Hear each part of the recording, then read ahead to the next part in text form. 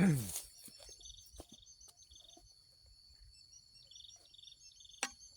บายดีเนาะพ่อพี่น้องเมื่อนี้ก็ออกมาอนามัยบนเฮาสิปลูกมันคือว่าเป็นโค้งสุดท้ายเนาะในปีนี้ในการปลูกมันเนาะพี่น้องปลูกตัวนี้แล้วก็คือว่าอนามัยคือว่าเสียหญ้าและบัดนี้เนาะหาปลูกพืชแนวอื่นเนาะเพราะว่ามันนี่มันเป็นพืชที่สร้างรายรับปีหนึ่งตัวหนึ่งเนาะฉะนั้นเราก็เลยว่าจะสร้างหาพืชมาปลูกที่เป็นรายรับต่อเดือนรายรับต่อ3 เดือนรายรับต่ออาทิตย์เนาะคือว่าเป็นโค้งสุดท้ายเนาะคือว่ามาอนามัย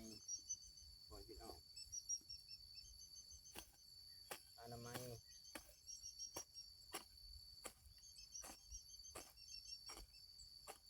แล้วก็ปลูกมันคือว่างานสวนเฮานี่ก็เฮ็ดมาเริ่มเฮ็ดจริงจังแท้ก็ประมาณเดือน 2เนาะ2 3 4 5 6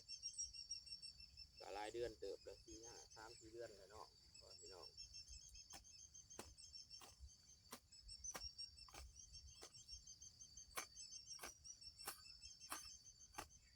เดี๋ยวเนี่ยอนามัย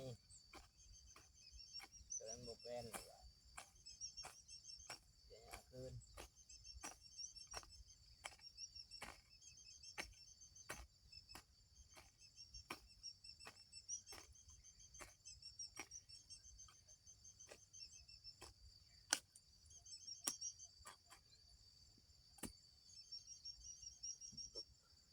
เราจะได้กว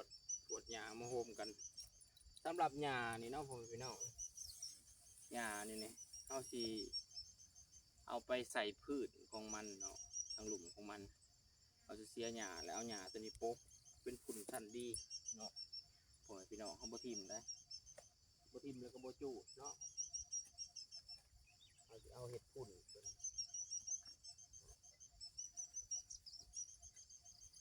กวดไว้กองไว้นี้